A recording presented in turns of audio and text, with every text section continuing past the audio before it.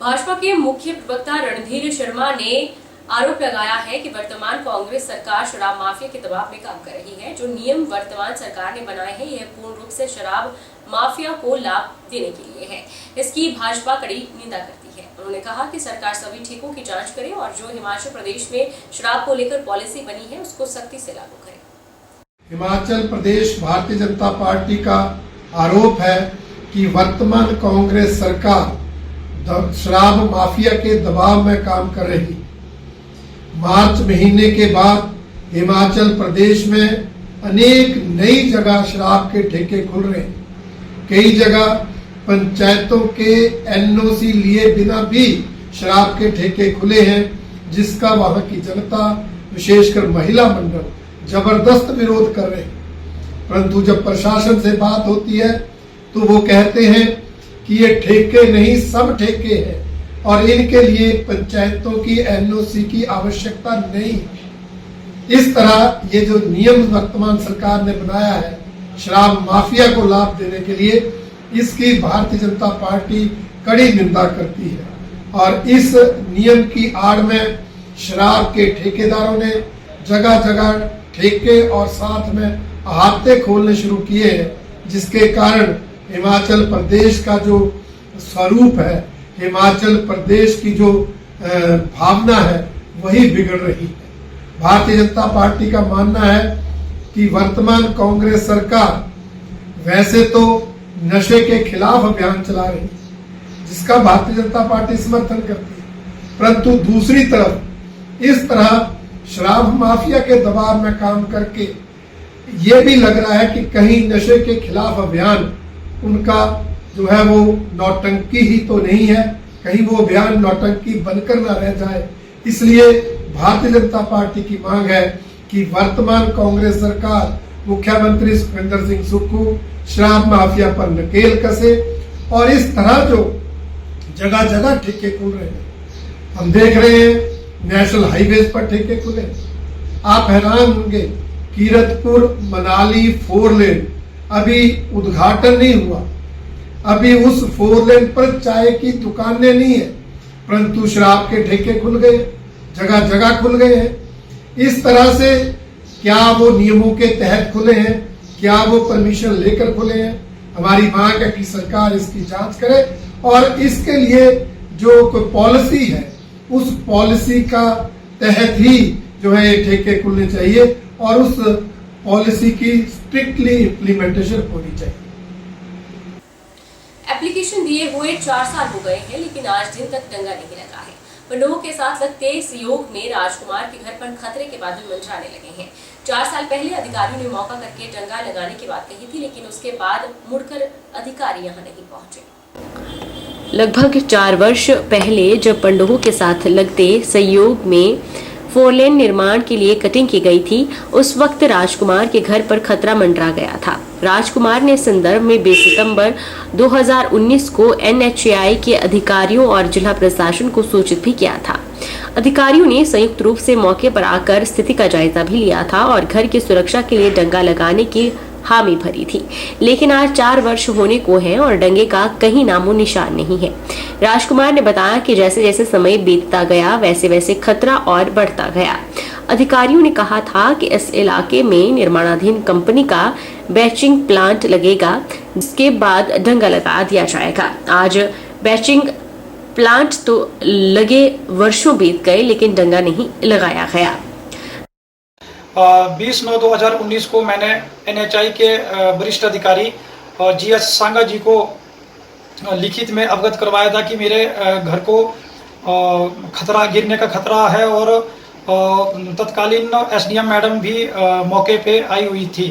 तो उन्होंने जो कंपनी के वरिष्ठ अधिकारी है LR सिंह जी, उनसे इस रिगार्डिंग बात की थी। तो LR सिंह जी का ये कहना था कि हमारे पास कंक्रीट डंगा लगाने के लिए यहाँ पे प्लांट नहीं है, लेकिन आज की डेट में 1.5 साल हो गए हैं प्लांट लगे हुए, फिर भी वो मेरे यहाँ पे डंगा नहीं लगा रहे। हाल ही में जो बारिश हुई है उसके कारण जो है मेरे घर को दरारें आई हुई है और मेरे आंगन के साथ में स्लाइडिंग हो रही है। राजकुमार ने बताया कि उसके घर के साथ एक डंगा लगना था, जिसे लगा दिया गया है, लेकिन उसके घर को सुरक्षित रखने के लिए डंगा नहीं लगाया जा रहा। उन्होंने अपनी जमीन 4 लेन निर्माण के लिए दी हुई है। अब तो घर पर दरारें पड़ना शुरू हो गई है। बरसात का मौसम भी शुरू हो गया है और बरसात जमकर कहर बरपा रही है। ऐसे में अब घर में रहने से डर लग रहा है। इन्होंने स्पष्ट चेतावनी दी है कि अगर घर को नुकसान पहुंचता है और जान माल का नुकसान होता है तो इसकी जिम्मेवारी NHAI और जिला प्रशासन की होगी। NHAI के द्वारा 2017 में 4 लेन का निर्माण कार्य शुरू किया गया था, जिसमें मेरी भी 2.25 बिस्वा के करीब जमीन 4 लेन में लगी थी। 2018 में उन्होंने जितनी एक्वायर करनी थी उन्होंने कटिंग कर ली है और उसके बाद जो है उन्होंने मेरे घर के साथ में ही डंगा लगा दिया है, लेकिन मेरे घर को जो है आज की डेट में भारी बरसात के कारण खतरा पैदा हुआ है। तो इसके रिगार्डिंग मैंने जो NHAI के उच्च अधिकारी थे उनको 20/9/2019 को लिखित में भी अवगत करवाया था, जिला प्रशासन को भी अवगत करवाया था, परंतु आज तक मेरे घर को कोई डंगा नहीं लगाया गया है, जिस वजह से इस बरसात में मेरे घर में जो है पूरे दरारें आई हुई है। और मैं स्थानीय प्रशासन से और NHAI से मांग करता हूं कि जल्द से जल्द मेरे घर को डंगा लगाया जाए ताकि मेरा घर गिरने से बच जाए। अगर प्रशासन और NHAI डंगा लगाने में असमर्थ होती है, अगर मेरा घर गिर जाता है या मुझे कोई जान माल का नुकसान होता है तो उसके लिए प्रशासन और NHAI जिम्मेवार है। हमारी संस्कृति गौ और हमारी प्रकृति भूमि, इसे शुद्ध एवं संवर्धन करने के लिए राष्ट्रीय स्वयंसेवक संघ के गौ सेवा विंग ने देश भर में पहल शुरू की है। हर जिले में एक सुरभि ग्राम होगा। इसी क्रम में 20 से 30 जून तक हिमाचल के विभिन्न स्थानों में जाकर लोगों को सजग किया जा रहा है। देसी नस्ल के गौ और प्रकृति को बचाने के लिए राष्ट्रीय स्वयंसेवक संघ का गौ सेवा प्रशिक्षण विंग इन दिनों देश में लोगों को सजग करने में लगा है, ताकि लोग समझ सके कि संस्कृति हमारी गौ है और प्रकृति हमारी भूमि है। इन्हें संरक्षित कर सुखद भविष्य का निर्माण करना है। पहले चरण में राष्ट्रीय स्वयंसेवक संघ का गौ सेवा विंग देश में 50 सुरभि ग्राम तैयार करेगा, जहां पूरे गांव में देसी नस्ल की गौ होगी और खेती भी गौ आधारित होगी। इसे आगे बढ़ाने के लिए राष्ट्रीय स्वयंसेवक संघ के अखिल भारतीय गौ सेवा प्रशिक्षण प्रमुख राघवन 20 से 30 जून तक हिमाचल प्रदेश के विभिन्न क्षेत्रों में जाकर लोगों से बैठकें करने के साथ प्रशिक्षण दे रहे हैं।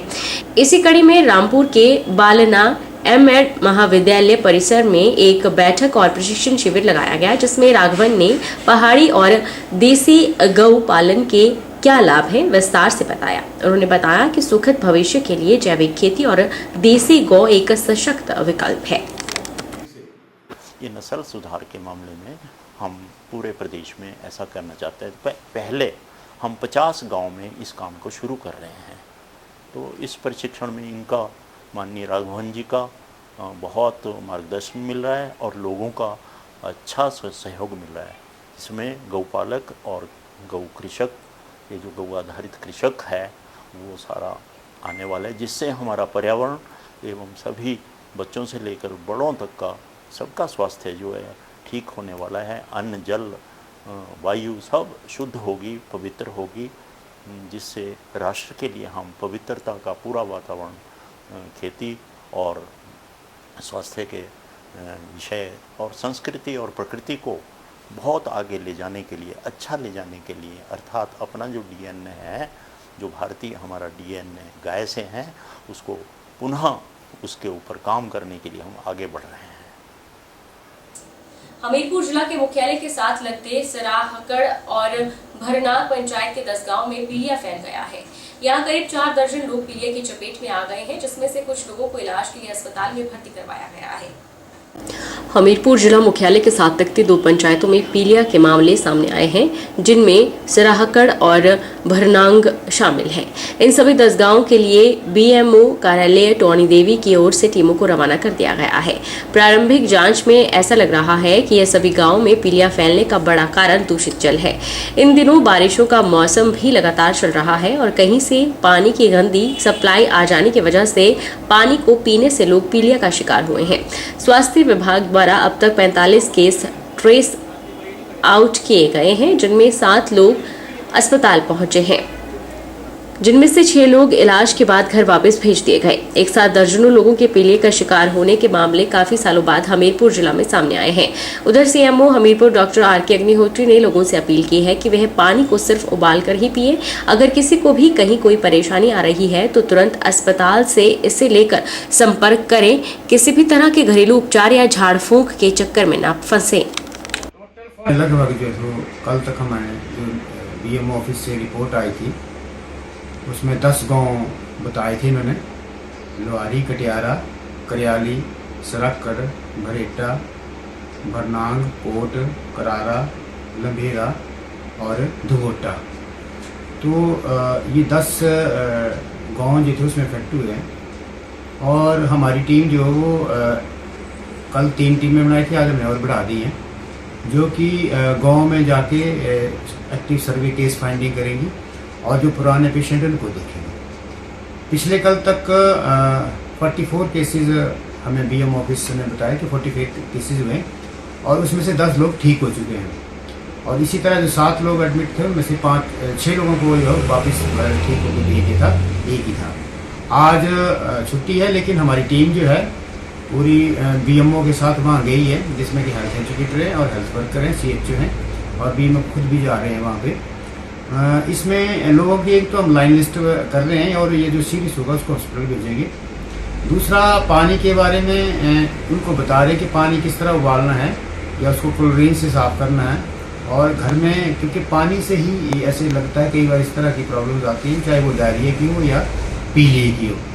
कुछ ऐसे लोकल लेवल पे कई बार कोई मिक्स या लोगों को कुछ ऐसे अपने ट्रेडिशनल मेथड होते हैं कि पीलिया हो गया तो झाड़ लेते हैं, कुछ इस तरह करते हैं कई लोग।